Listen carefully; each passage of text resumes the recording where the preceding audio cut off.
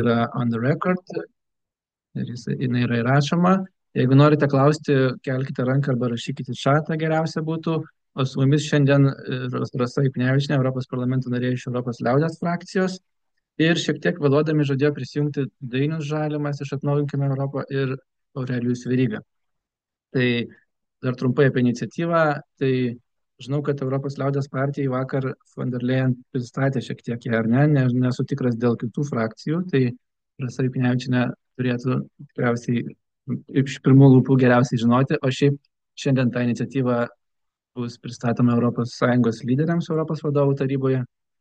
Na ir tikriausiai paskui persikels dar į daugelį kitų svarstymų. Tai daugiau nekalbėdamas perdodu žodį Rasai Juknevičienei, prašom tuomet svarbiausi dalykai jūsų matymų šioje vietoje ir ko galima tikėtis artimiausiu metu.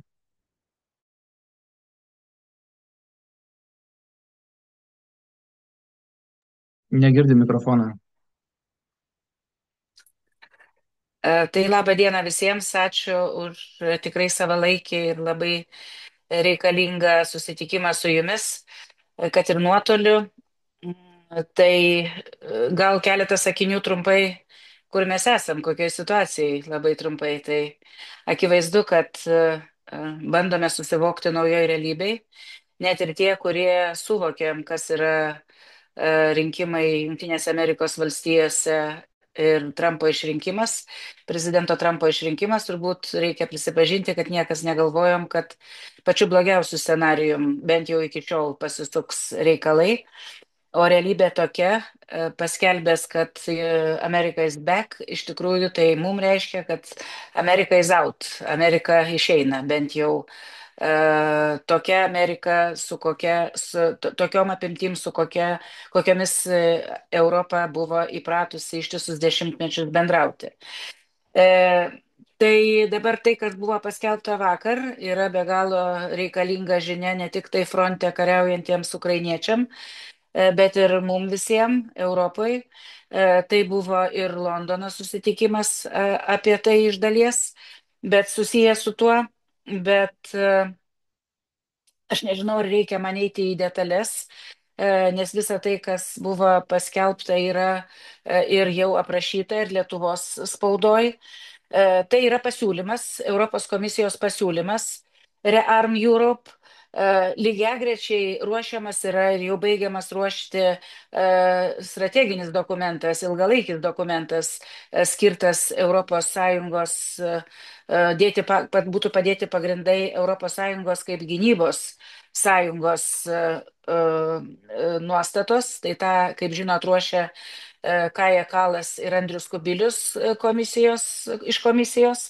Lygiagrečiai, taip, dar lygiagrečiai, man kaip tik tenka atstovauti Europos liaudės partiją. Šiandien, 2 valandą Briuselio laiku vyks dėrybos tarp politinių grupių, kur mes tą Kaja Kalas ir Andriaus Kubiliaus būsimam dokumentui pateiksime Europos parlamento pasiūlymus. Kaip atrodo iš Europos parlamento pusės. Ir kitą savaitę Strasbūrė šita rezoliucija turės būti balsuojama. Matysim, kaip mums šiandien seksis dėrybose, bet nusiteikimas, aišku, dėl gynybos yra vienas iš prioritetų visom proeuropietiškom grupėm. Dabar grįžtant prie Rearm Europe, tai ką pasakė Ursula von der Leyen mūsų frakcijoje, tai tą patį jinai kalbėjo iš esmės ir viešai, kada pristatė šitą klausimą spaudai ir visuomeniai.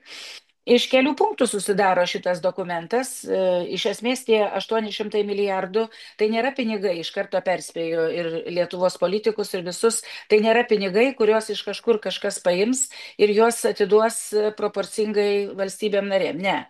Tai yra dalykai susiję pirmiausia su atlaisvinimu skolinimuose. Kaip žinot, ES yra griežtos fiskalinės taisyklės, kad stabilumo ir augimo paktas turi kontroliuoti valstybių išlaidas ir skolinimuose lygį. Tai dabar gynybai skirtos lėšos jau nebeįeis į tą augimo pakto iki šiol galiojusias ribas ir bus aktyvuotos tam tikros nacionalinės išlygos ir valstybės narės savo gynybos reikmėm galės skolintis.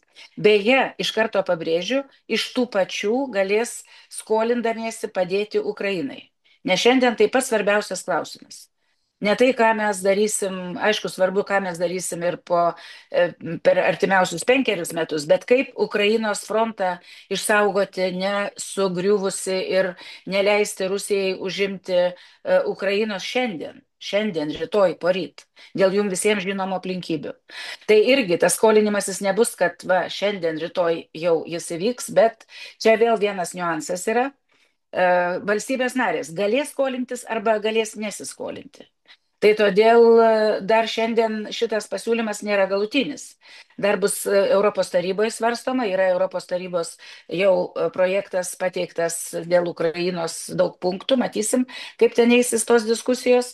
Ir dar vienas dalykas svarbus, kad šitas Rearm Europe, aš jau ten nedėliosiu visų kitų detalių, yra tenai galimybės ir iš dabartinio biudžeto pinigus paimti, na, sakykime, tas pats fondas, kuris skiriamas regionam, pavyzdžiui, plėtoti ir Lietuvai, tai Lietuva galės iš to regiono imti pinigus su tam tikrom nustatytais kriterijais ir jie galės būti irgi skirti gynybai.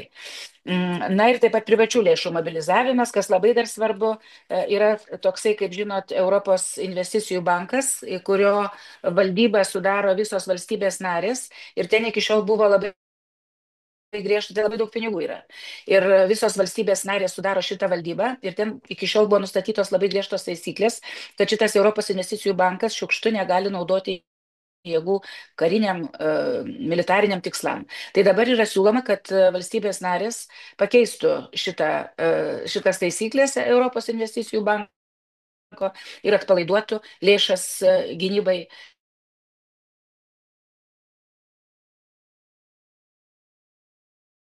Iš to Rearm Europe du dalykus. Viena, kaip tai bus priimama, bus įpriimama pagal kitą taisyklę, ne naudojant, išvengiant veto teisės Europos taryboje, tai yra pagal berods 122 ar kokį ten straipsnį, kuris leis priimti šitą dokumentą labai skubiai ir svarbiausia balsų daugumą.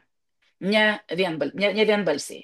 Kitas dalykas, ko dar trūksta jame to, kad ar tikrai turės šalis narės motivacijos skolintis. Ir eiti skolintis tam, kad didintų savo ir tuo labiau padėtų Ukrainai. Tai va šita diskusija turbūt dabar dar vyksta ir tarp politinėse grupėse, kurios jau susirinko šiandien prieš vadovų tarybą, partijų atstovai, na, sakykime, Ursula von der Leyen priklauso IPP, Mercas, kuris dar nedalyvauja, bet vis tiek vokiečiai labai svarbus ir kiti IPP, socialistai savo ruoštų susirenka ir tie dalykai bus svarstomi dar prieš vadovų tarybą. Na tai tiek gal, aš nežinau, įžangai, o dėl mūsų to dokumento Europos parlamento, tai irgi mes bandom dėlioti panašių principų, tik tai ten daugiau dalykai nukreipti į ateitį, kur bandom fiksuoti, kaip turėtų atrodyti ta Europos Sąjungos gynyba artimiausių laikotarpių. Tai ten ir bandymai siūlyti valstybėm narėm išleisti gynybai daugiau pinigų ir taip pat Ukrainai skirti tam tikrą procentą, kuris jau čia skambėjo anksčiau. Matysim, kaip bus dėrybose su kitom politiniam grupėm. Taip, tai aš dar tik norėjau iš karto perklausti. Tai yra, jeigu gerai suprantu, du skolinimosi priemonės, kaip ir ar ne. Vienas yra, kad valstybės pačios gali skolintis ir yra sušvelninamos taisyklės, kiek jos gali skolintis dėl deficito, taip, apie ką jūs Taip, minėjot, bet yra taip, antroji priemonė, kada yra tas pats, kas buvo COVID bendras taip. skolinimasis, kurį vykdo Europos komisija ir tuomet jau tas pinigus dalina, ar ne, paskolų būdu, tačiau tai yra jau padengta bendru skolinimuose. Tai tikriausiai šitas yra toks svarbesnis ir labiau revoliucingas, nes niekada, antrą kartą iš vis istorijoje. Tai galbūt galėtume dar apie tą bendrą skolinimąsi, kaip tai veiktų, šiek tiek detalių, jeigu yra jų. Bet tai kaip tai veiktų, dar kol kas turbūt anksti sakyti, pasiūlymas yra ir dar kaip jisai bus priimtas vadovų taryboje, kokia deklaracija bus. Ten į deklaraciją, kiek žinau, projektas jis dar necirkuliuoja viešai, bet ten turbūt yra sudėlioti tie dalykai, principiniai dalykai deklaracijai, kurie yra ir šitame Ursulos von der Leyen ir komisijos pasiūlyme. Tai taip, iš tikrųjų, jeigu apibendrinant, pirmą. Penkios priemonės yra siūlomos iš esmės. Tai pirma, valstybėm narėm leisti skolintis daugiau, maždaug papildomai, kad galėtų pakelti 1,5% pakelti savo gynybos biudžetus nuo bendro vidaus produkto. Antra priemonė, kaip jūs dabar tik paminėjot, 150 milijardų eurų paskolų valstybėms narėms investicijoms į bendrą gynybą. Tai yra bendriems pajėgumų pirkimams, pavyzdžiui, oro priešraketinė gynyba, kur tikrai atskiros šalis turbūt būtų blogai, jeigu jos pradėtų savo atskirai vystyti. Čia labai regioniniai šitie projektai - artilerijos sistemų, raketų, amunicijos, dronų, kovos su dronais sistemų, taip pat kitiem poreikiam, nuo kibernetinio iki karinio mobilumo. Tai čia bus aišku sudėliota, surašyta, kokiom priemonėm galima tuos pinigus naudoti. Tai čia apie 150 milijardų, jeigu jau sakiau, eurų paskolų numatoma skirti. Iš tų kaip tik tai galima irgi taip pat pirkti įrangą ir teikti Ukrainai. Idėja yra tokia, kad 80% maždaug Europai ir 20% iš tų pinigų galima būtų skirti Ukrainai padėti su karinė įranga. Trečia, kaip sakiau, naudotis ES biudžeto gale, tai yra sanglaudos politikos programas galima naudoti, leidžiama bus naudoti ir ypatingai čia pasienio valstybė, man atrodo, svarbu, kur galima būtų infrastruktūrai naudoti. Aš taip įsivaizduoju, čia jau, kad sakykime, ir tom pačiom priedangom ar kažkam, bet čia dar reikia sulaukti konkrečių kriterijų. Aš dar negaliu čia trupučiuką iš anksto tuos dalykus sakyti. Na, kaip ir minėjau, 4 ir 5 yra privačių lėšų mobilizavimas, tai tame tarpe ir Europos investicijų bankas, ką minėjau, turėtų būti atpalaiduota galimybė Europos investicijų banko lėšas naudoti ir gynybiniam kariniam reikmėm. Taip, ir spaudoje buvo skelbta, kad tas 150 milijardų bendras skolinimasis būtų priimtas Europos tarybos kvalifikuota dauguma, ar ne, ne vienbalsiai, taigi ten visokios Vengrijos ir Slovakijos negalėtų labai lengvai užblokuoti šitą sprendimą teisingai, Na ar ne? taip, tai buvo ieškoma, kaip ir sakiau, pagal specialią procedūrą, kuri yra numatyta ekstriniais atvejais, o padėtis iš tikrųjų yra, kaip čia sakoma, extraordinary ir existential. Tai yra egzistencinė situacija visai Europai ir visa ateitis Europos kabo ant plauko. Taip, ačiū. Matau, Aurelijus Veryga prie mūsų prisijungia. Ar girdit mūsų, Aurelijau? Tai puikiai girdžiu. Atsiprašau, kad Sveiki. vėluoju tiesiai iš komiteto. Nieko tokio. Tai Rasa Juknečinė iš esmės faktinę dalį tikrai pristatė ir šiek tiek aptarėm dar ir detalių, o iš jūsų pusės galbūt, na, kaip jūs matot iš savo politinės perspektyvos, iš savo politinės grupės apie šitus pasiūlymus, kiek jie realūs ir kiek jie pakankami ir taip toliau. Na, tai pradėkim gal nuo to, kad labai gerai, kad iš viso atsirado toks pasiūlymas ir tai yra pirmas žingsnis, turint galvoj, kad anksčiau Europa apskritai apie tai nelabai galvojo ir neplanavo tokių lėšų ir pinigų. Tai pirmoji kregždė buvo komisaras tam specialiai dedikuotas ir dabar jau atsiranda siūlymai finansiniai. Na ir turbūt aš nieko čia labai originalaus nepasakysiu, bet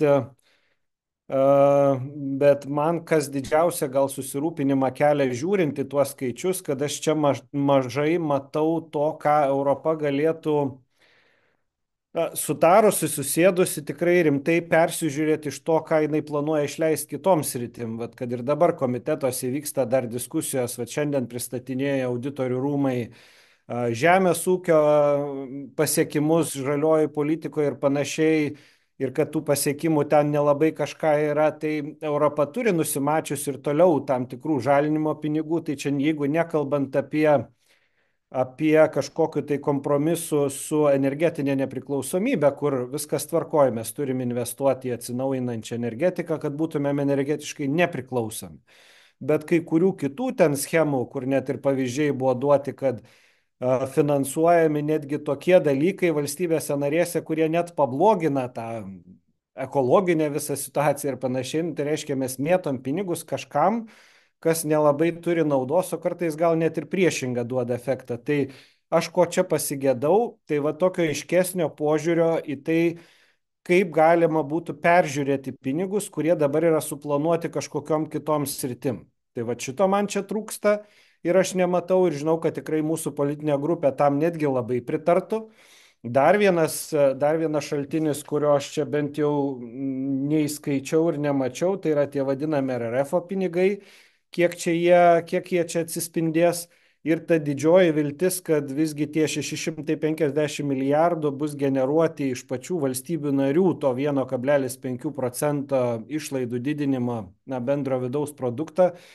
Tai yra tokia labiau gal kaip žinutė valstybėm narėm, aš taip suprantu, ne tiek pačios Europos čia sąjungos bendras kažkoks sutarimas, kiek va toks labiau paraginimas, optimistinis skaičiavimas, tai daug dievė, jeigu tai bus, gal kažkas ir daugiau didins, taip kaip Lietuva, tarkim, pasielgė, bet čia turbūt šnekam apie tas didžiasias ES valstybės ir žiūrim į jas, nes ten labai daug pinigų reikštų net ir tas 1,5%.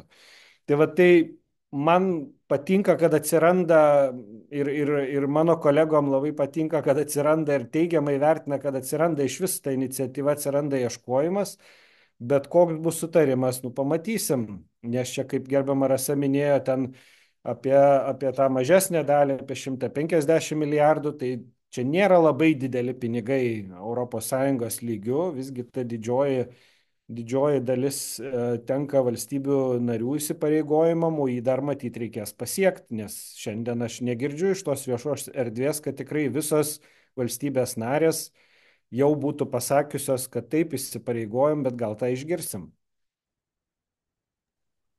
Taip, tai vat panašų klausimą matau kėlė ir Vilija, kiek valstybių yra pasiryžusios iš tikrųjų didinti. Galima priminti, kad COVID fondas tikriausiai buvo apie 4 kartus didesnis, kada buvo bendras skolinimas, ar ne? Per Jeigu krizę. neklystu, 750 milijardų buvo, bet jisai dar ir nėra visasgi paskolintas, čia, jeigu apie RRF kalbam tą. Tai vat būtent dėl to aš ir miniu jį kaip galimybę, kad ten, kur dar yra ta dalis, kuri nėra paskolinta, kad visgi pasižiūrėti, ar negalima dabar pritaikyti. Aš suprantu, kad tai nukeltų, sakykime, pinigų panaudojimą ir panašiai, ir gal kažkurie projektai patirtų rizikas, bet vėlgi, turim susitart, kas yra prioritetas, nes Europa negali turėti prioritetą visur ir viskam. Taip tiesiog nebūna. Taip, Evaldai, prašau, klausimas tau. Sveiki dar kartą. Aš norėjau pasiklausti 2 klausimų. Nežinau, kiek jūsų manimui tai šitie pateikti planai Europos komisijos padės Lietuvai pasiekti tuos 5-6% gynybai.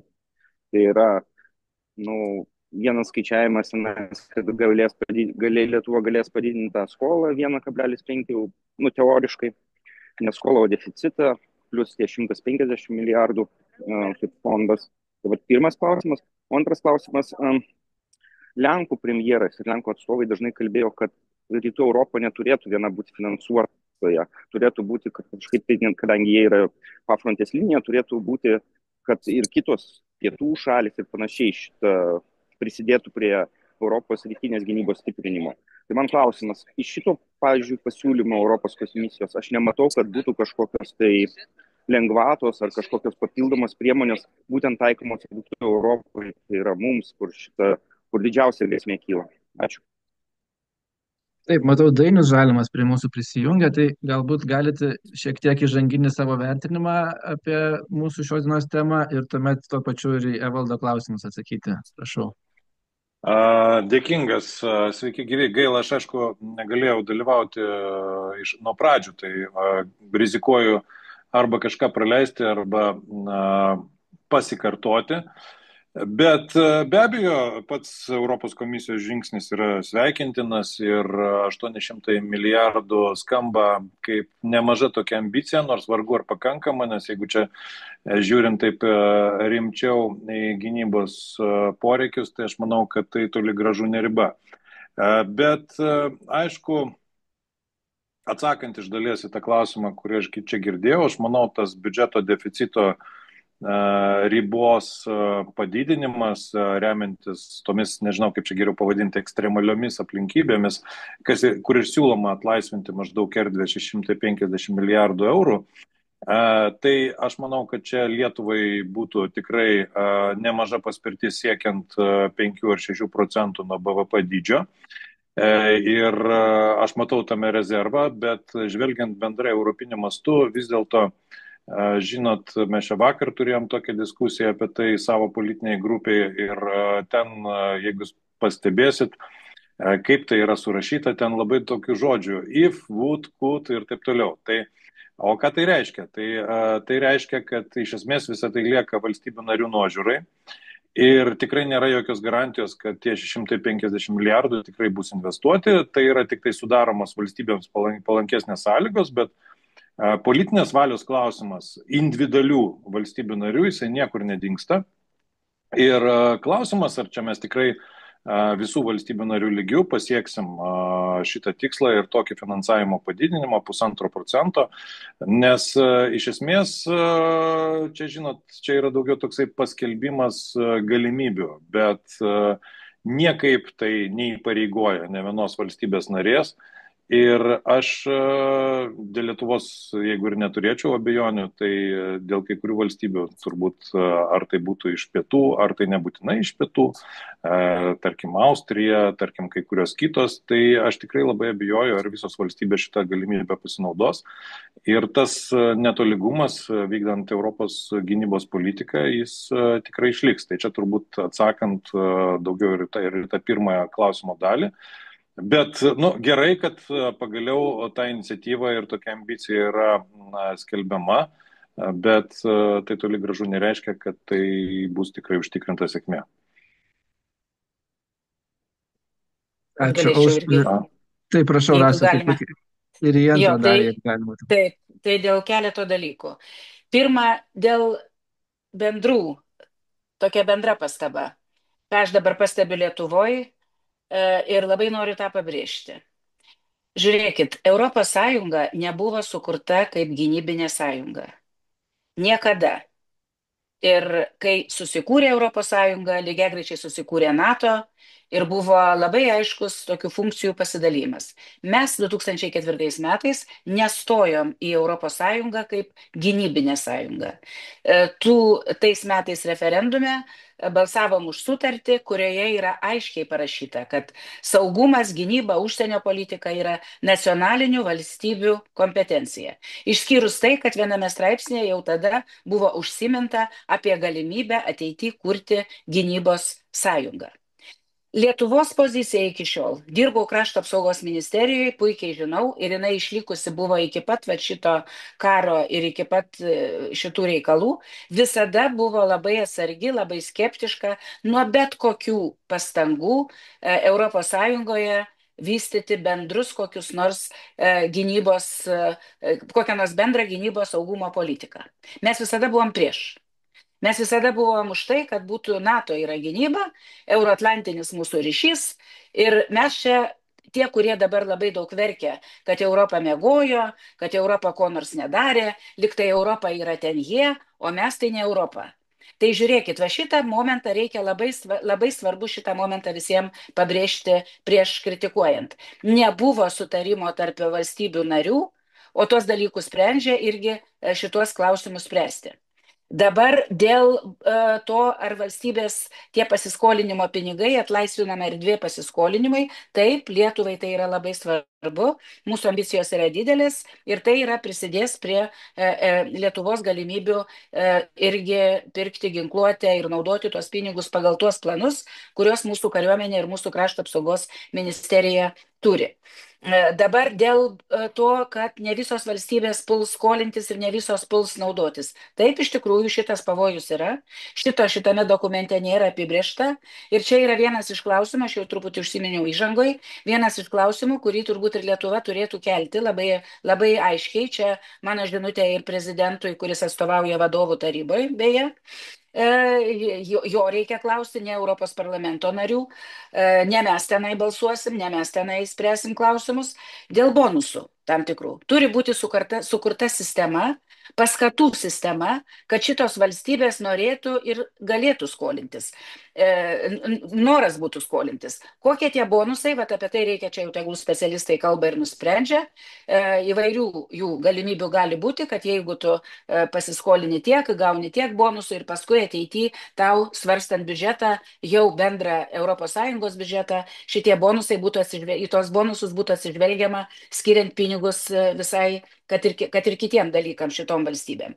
Tai va čia taip yra labai svarbus klausimas jūsų apie tai, ar valstybės bus nusiteikusios visos vienodai. Pas mus frakcijoje taip pat jau labai aštriai keliamas klausimas tokiom valstybėm kaip Austrija, ta pati Airija, arba ten kitos, kurios nėra nei NATO narės ir yra ES narės, bet deklaruoja savo neutralitetą. Ir ne tik, ir pietinės valstybės, Ispanija leidžia 1,3% ir Portugalija apie 1,4 tik tai dabar iki šiol. Tai žinoma, kad jos verkia dabar, kad jos iki ten 3% ar 4% netaip greitai galės padidinti, bet privalo. Kaip mes padidinom, taip ir mes, taip ir jie. Tai va čia, aišku, atsiremiam vėl atgal, nuo ko pradėjau, kad Europos komisija, jinai neturi tokios prievalės, kaip Dainius irgi čia minėjo, kad niekas, kad reiškia, nėra tokio privalomo sprendimo. Nu tai vadovų tarybagi tai sprendžia, patys žinot. Kad vadovų taryboje nėra bendro sutarimo. Niekasgi negali. Arba sutartis keičiam, ką irgi šiandien nepadarysi, arba tada vadovų taryba turi vadovautis tom sutartim ir tom procedūram, kokios dabar yra nustatytos. Ačiū, ponia Veryga. Taip, tai aš gal į abi dalis tada pabandysiu sureaguoti. Pirmiausia, ar tai kažkaip padės Lietuvai pasiekti 5%, tai kaip jau ir kolegos sakė, Maastrichto kriterijus netaikymas skolinimuisi gynybai, tai žinoma, kad padės. Čia turbūt viena iš didžiausių gali būti įtakų, nes tas 150 milijardų Europos mastu, ES mastu nėra labai dideli pinigai.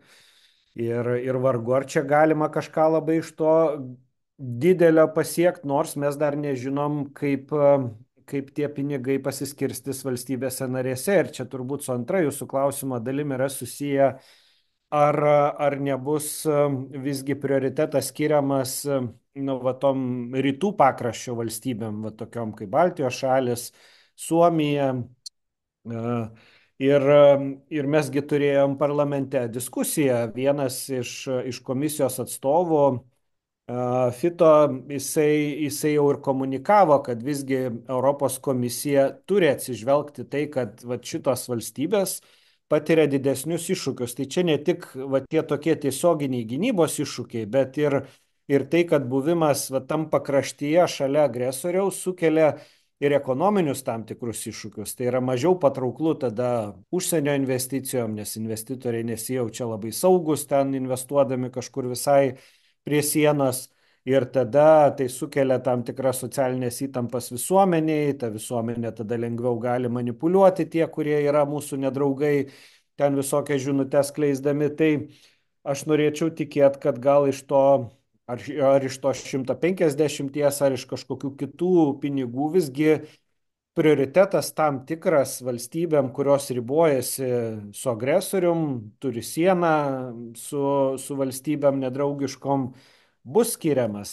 Juo labiau, kad ir pačios valstybėsgi tą labai puikiai supranta ir čia jau gal pasikartosiu, bet jūsgi žinot ir tas paskelbtas visas analizės, kaip yra susiję investicijos ar ne su atstumu iki Maskvos ar ne, kad yra tiesioginė priklausomybė. Kuo arčiau, tuo daugiau valstybė supranta rizikas, bet tą turi suprasti ir ES.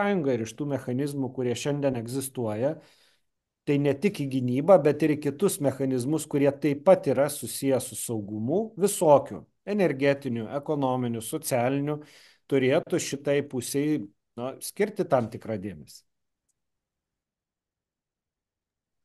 Ačiū. Aš dar vieną klausimą iš tavo pusės. Tai viena iš siūlomų priemonių yra leisti panaudoti dalį jau numatyto ES biudžeto gynybai, ar ne? Tai sakykime, 25 metais Lietuva iš ES biudžeto gauna 2,5 milijardo eurų Tai norėčiau paklausti, kaip manot, kokią dalį galėtų skirti gynybai ir nuo kokių sričių galbūt jūsų matymų galėtų būti tas finansavimas išėjęs biudžeto perkeltas gynybos projektams? Pone Žalimai, gal nuo jų. Nesu aš čia didelis biudžeto specialistas, tai aš tikrai nepasakyčiau, kiek dabar Lietuva galėtų iš to pasimti, bet man kas nerima kelia, nes kiek aš bent jau mačiau iš to press releaso, kuris yra, tai yra siūloma panaudoti, nepaimti pinigų iš tų visokių RRF, bet paimti daugiausiai iš sanglaudos fondų ir panašių. Tai aš bijau, kad tai sukels didelį pasipriešinimą ir mano požiūriu čia, be abejo, tai yra kol kas tik tai pasiūlymas, bet mano požiūriu čia pasiūlymas yra ko gero per mažai ambicingas. Čia reikėtų ieškoti mažiau prieštarų sukeliančių pasiūlymų, nes daugeliu valstybių turbūt net nežinau, kaip ir Lietuva pati tai dar žiūrėtų, bet sanglaudos fondai skamba kaip kažkas neliečiamo. Aš suprantu situacijos unikalumą, bet aš ieškočiau galbūt ir iš kitų fondų galimybių. Bet žiūrėkit, jeigu galima man įsiterpti ir atsakant, papildant Dainių Žalimą, taigi čia niekas iš viršaus nenuleidžia, čia galimybė tik tai. Čia leidžiama pačiom valstybėm tą daryti. Niekas tikrai negali atimti. Biudžetas šitas jau yra patvirtintas, valstybės jau narės yra jos žino, kokios apimties sanglaudos ir kitokie fondai ar instrumentai yra naudojami. Tai jeigu jos norės, jeigu mūsų valstybė norės, pavyzdžiui, aš tik nežinau, ar bus kokie kriterijai nustatyti, dar čia anksti sakyti. Tik tai po šitos vadovų tarybos komisija gal kitą savaitę, gal po 2 savaičių pateiks jau tada pasiūlymus tokius pagal diskusiją, kuri vyks vadovų tarybai. Tai tada tik tai matysim, kaip bus apibriešta, kokie ten kriterijai panaudoti sanglaudos fondus. Bet žiūrėkit, aš ką daryčiau. Tai prieglaudos savivaldybėm. Tai kodėl nepanaudoti sanglaudos fondų, juk čia yra savivaldybėm ir čia yra dabar labai aštrus klausimas Lietuvoje, sakykim. Priedangos, atsiprašau, ne prieglaudos, ne taip pasakiau. Priedangos, civilinė sauga. Daug kitų dalykų, kurie įeina, karinis mobilumas, tiltai, nežinau, sutvirtinimas kelių arba ten atvirkščiai pagalba tam tikra civilinio objektų parengimas karo sąlygom ar kokių nors grėsmių sąlygom. Tai čia daug dalykų, kuriuos galima panaudoti labai naudingai, kaip tik tai visiems mūsų žmonėm. Bet tai yra jau mūsų pačių sprendimas bus. Lietuvos sprendimas. Tai nebus, kad tau komisija. Tai komisija komisija siūlo leisti sanglaudos fondus panaudoti valstybių reikmėm, jeigu jos to norės.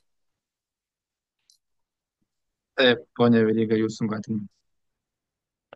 Taip, tai vėlgi čia sutinku turbūt iš dalies ir su kolegė Rasa, kad tie pinigai, kurie yra skirti, jie gali būti ir be kažkokio papildomo nurodymo jau dabar naudojami, tam tikrą prasme atliepiant saugumo ir gynybos poreikius. Bet pasakysiu pavyzdį netgi ne iš šitų pinigų, apie kuriuos kalbam, bet tarkim ir apie RRF, juk jisai jau buvo tada, kada po COVID atsirado ir karas jau vyksta 3 metai Ukrainoje, ar ne? Tai dalį tų pinigų mes jau galėjom naudoti. Va čia Rasa mini priedangas, ar ne? Bet yra, pavyzdžiui, sveikatos infrastruktūra, kur yra nepritaikyta, neparuošta, ar ne?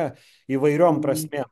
Tai tie pinigai, kurie yra skiriami, ką aš turėjau galvoj kalbėdamas, ar Europa visgi pradės kažką peržiūrinėti, netgi investicijos į žemės ūkį. Tai kokiu kampu? Ar toliau pelkės darom, ar toliau ten ardo melioraciją, ar visgi mes kažkokį kitą kampą pasižiūrim, tai yra būtinybė būti nepriklausomiem apsirūpinant maistu. Koks tikslas yra tų pinigų? Tai jie nebūtinai čia tiesiogiai kažkaip gal atsidurs tiesioginiam gynybos išlaidom, ką aš turiu galvoj, tai už tuos pinigus galbūt nebūtinai valstybės ten pirks ginkluotę, ar ne, ar tas, kas yra labai tiesiogiai susiję, bet čia buvo paminėta ir karinis mobilumas, ir kitos sritis, tai nesikartosiu, sveikatos sritis, žemės ūkio sritis ir kitur, kur tie pinigai yra numatyti, bet juos pasukus per tam tikrą kampą, aš manau, kad valstybės narės jau būtų geriau pasiruošusios gynybai, jeigu juos panaudotų atsižvelgdamos į naujas realijas. Ir Europa tą patį turėtų kampą turėti. Jeigu galima, dar labai teisingi pastebėjimai, ypač dėl sveikatos apsaugos įstaigų, kur galėtų būti, bet čia jau mes svarstom, dar nėra tokio bendro nutarimo. Bet vien tai, kad jau yra kalbama ir leidžiama, pradedama kalbėti, kad valstybės narės galės panaudoti pagal iš tikrųjų dabartinius prioritetus, tai labai gerai, nes iki šiol tai vis tiek visi bijodavo, labai visi žiūrėdavo, kad būtų labai tiksliai pagal tas taisyklės ir karo gynybos reikalam Europos pinigai, dar kai aš dirbau ministerijoje, tai apskritai šiukštu. Nieko negalėjo krašto apsaugos ministerija niekam naudoti, jokių europinių pinigų, absoliučiai nieko. Tai šiandien jau šitas yra didžiulis lūžis ir jeigu valstybės narės galės naudoti, tai labai gerai. Ir tik pajokaut noriu. Žinau, dabar jūsų besiklausant, iš tikrųjų tas pelkių klausimas čia labai kartais irgi toks jokingas būna, kai kalbam, bet aš dabar galvoju, gal ir gerai pelkės atstatyti kai kuriuose vietose pasienio, tai būtų labai naudinga, kad tankai nepravažiuotų ar panašiai. Bet tai čia jau nedėkite į antraštės, čia toks pajokavimas. Supratau, gerai, ačiū. Nežinau, jeigu dar turit kokių klausimų, tai turit progą paklausti dabar. Kas nors, o jeigu ne, tai tada dėkosim mūsų dalyviams trims ir lauksim tuomet konkrečių sprendimų. Kitą savaitę yra Europos parlamento sesija Strasbūre, o šiąnakt turbūt iki vėlumos tęsis vadovų taryba, kur irgi bus šitie klausimai nagrinėjami. Tai ačiū visiems tuomet dalyviams ir iki kitų kartų. Ačiū. Ačiū. Sėkmės. Ačiū, viso geriausio visiems.